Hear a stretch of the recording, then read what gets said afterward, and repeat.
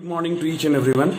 Today we shall see seed structure and germination. This video is for class 9 standard, and today we shall see, apart from this 3 seeds studies, we shall also see about seed germination, the conditions necessary for germination of seed, as well as we will also see about epigeal and hypogeal germination. Now these are types of germination. Epigeal and hypogeal germination are the types of germination. Now without wasting time, we must go ahead. Now, first of all, bean seed. Bean seed, as we all know, it is a dicot seed, means having 2 cotyledon.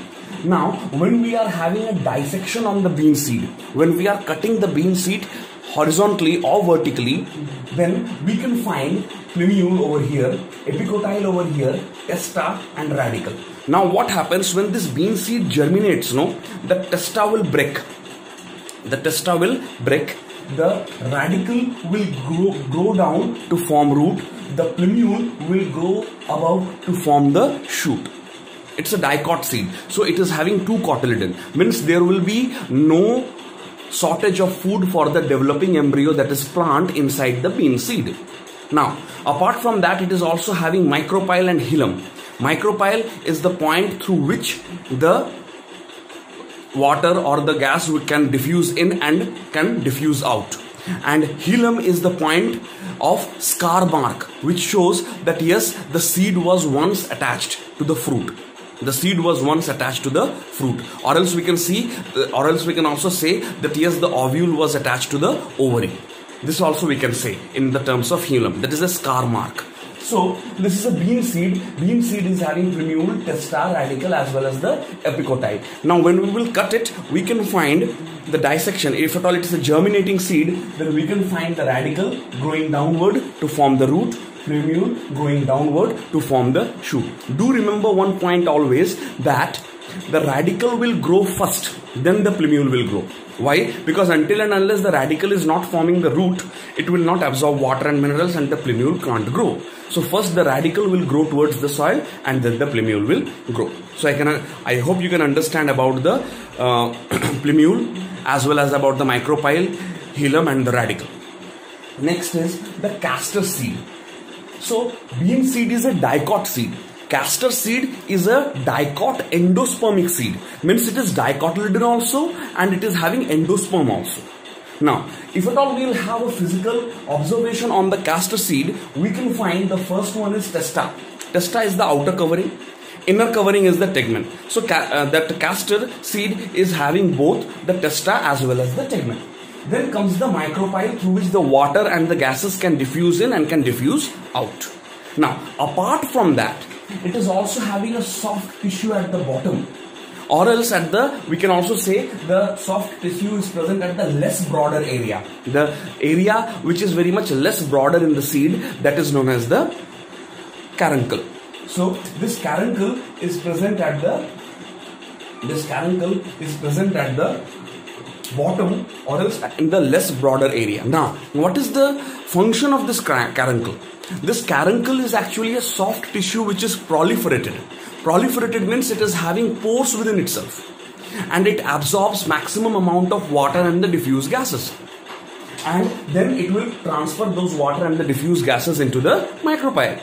Now what happens here is, this caruncle will transport this water and diffuse gases to the micropyle, and micropyle can again pass it to the upper part of the seed. Now, why I made this mark with the black marker?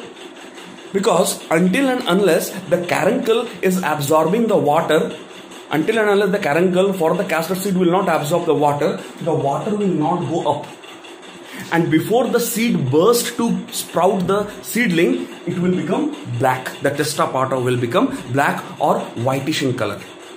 This is the main part of the castor seed. Before the seed germinates, the water will slowly go inside the seed and make the condition of the seed very much tight. And if the condition of the seed is very much tight, the color of the seed will also change due to the extra inflow of the water in the seed. That's the reason why I made the black marks. Now, this caruncle is a soft tissue. It is quite bigger in size, which is hiding the micropyle as well as the hilum. Both micropyle and the hilum is hidden by the caruncle structure. but since it is soft tissue, so very nicely it can absorb the water and the diffused gases, and it can pass to the micropyle. Now, apart from this, when we will dissect the seed, when we will cut the seed into two parts, either horizontally or vertically, most probably we are cutting vertically only so as to see properly, we can find the inner part of the seed, that is the tegmen, the inner membrane, which is giving protection to the developing embryo. After cutting the testa, this is the outer part, so this is the testa. I have already written here this testa. Cutting the testa, we can get the tegmen. Inside the tegmen, we can find a layer of food, that is endosperm. Now, on cutting the endosperm very minutely and very observingly, we can find inside the endosperm there are two seed leaves known as cotyledons. So, here what happens, the endosperm and the cotyledon together provides food to the developing embryo, means the developing plant inside the seed. So, such a beautiful thing you see, such a beautiful part of the nature you see, that both endosperm and the dicots, both the cotyledons and the endosperm, both cotyledons as well as the endosperm together provide food to the developing plant inside the seed. Means there will be never a shortage of food for the developing embryo. Now, once this food is continuously passed to the developing embryo, the developing embryo will grow as a plant and later too as a tree, whenever the dormancy period ends. So, this is what about the castor seed. So, I hope it is clear to you and you can understand it properly. Because castor seed is having cotyledon also and it is having endosperm also. So, cotyledon and endosperm together nourishing the developing plant inside the seed, and the developing plant grows slowly as a tree. Now, first the seed will germinate, it will form the seedling, from seedling to a plant, from plant to a tree. Now, next one is the maize grain. Maize grain is a monocot seed. Maize grain is a monocot seed. Now, what happens in maize grain? Whenever we are drawing the diagram of a maize grain, we must be very careful to mention one proper technical term, that is scutellum. What is scutellum? Scutellum is actually an embryo in the maize grain. Maize grain is a monocot seed, first of all. Now, going deeply into the maize seed, we can find coelurrhiza. First of all, I have written here coelurrhiza. Coelurrhiza is the covering for the radicle. Then I wrote root cap. Root cap also protects the radicle. Then comes the radicle. Means when the radicle will grow, it will penetrate the root cap as well as the coelurrhiza. Next, the plumule, growing as a shoot, growing apart from the ground, away from the ground. Radicle growing towards the ground as a root. Plumule growing away from the ground as a shoot. Embryonic leaves. These embryonic leaves will become the main leaves of the plant after growing. This is scutellum. This part of the plant is known as, this whitish area completely is called as the scutellum. Why it is called a scutellum? Scutellum is a shield-shaped cotyledon. Scutellum is a shield-shaped cotyledon which nourishes the developing plant inside the maize grain. Now, maize grain is not a grain.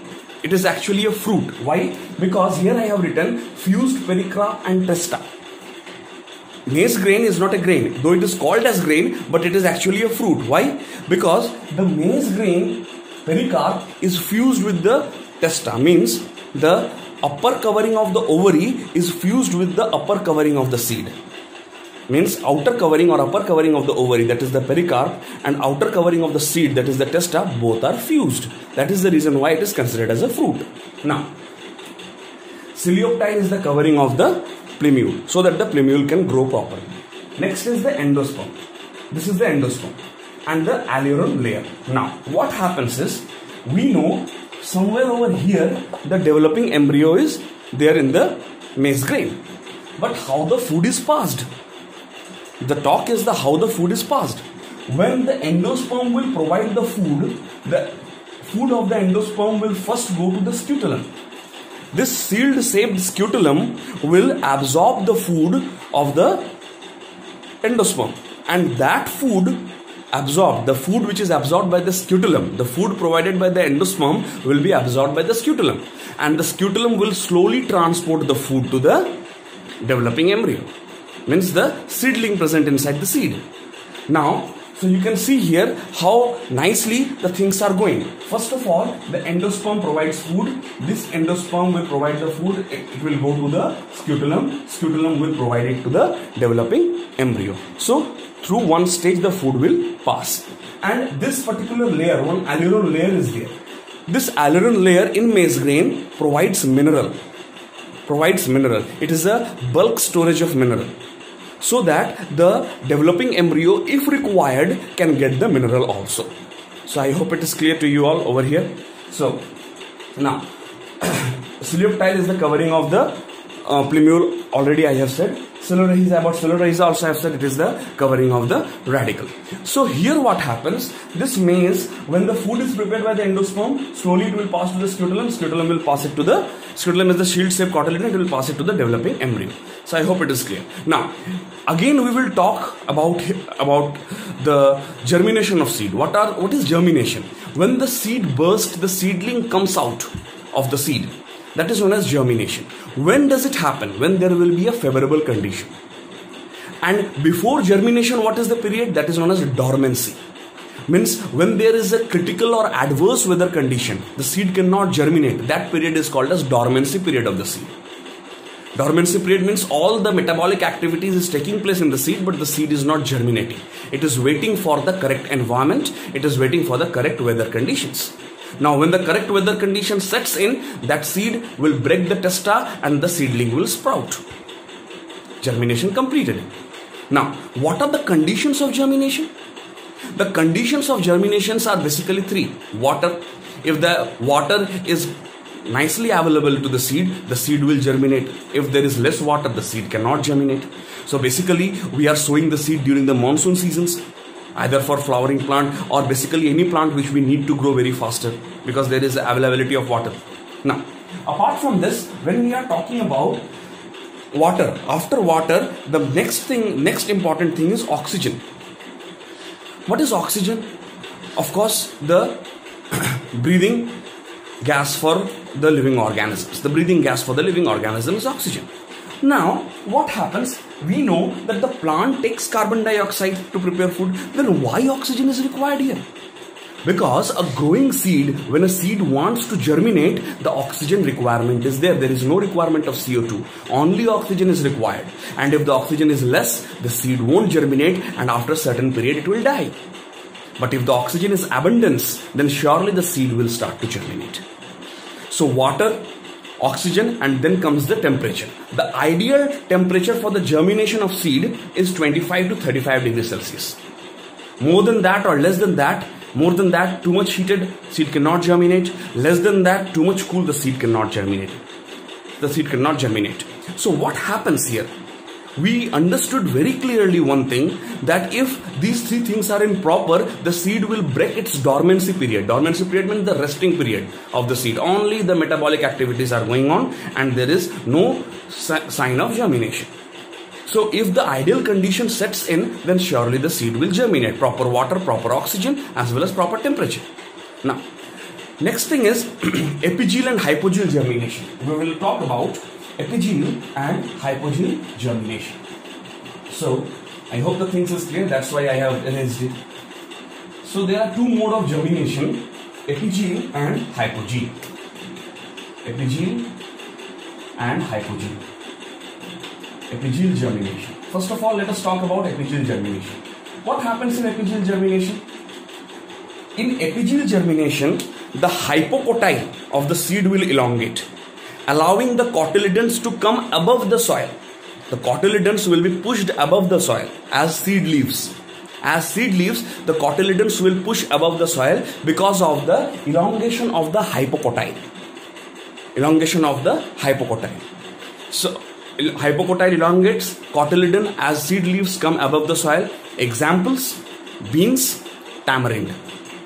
Beans and tamarind are the best example of epigeel germination. Now, hypogeel germination.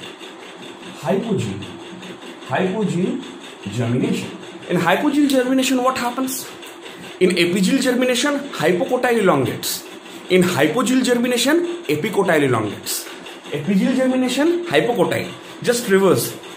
Epigeel germination, hypocotyle elongates. Hypogeel germination, epicotyle elongates. In hypogel germination, when the epicotyle elongates, pushing the cotyledons under the soil.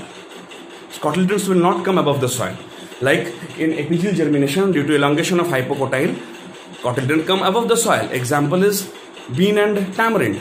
But when we are talking about epigel germination, where the hypocotyle elongates, it just allows the cotyledon to remain under the soil, and the best example is peas and maize and rice. Peas, maize and rice are the best example of the hypogel germination. So I hope you can understand through this video. If any doubts, you can ask. Thanks a lot.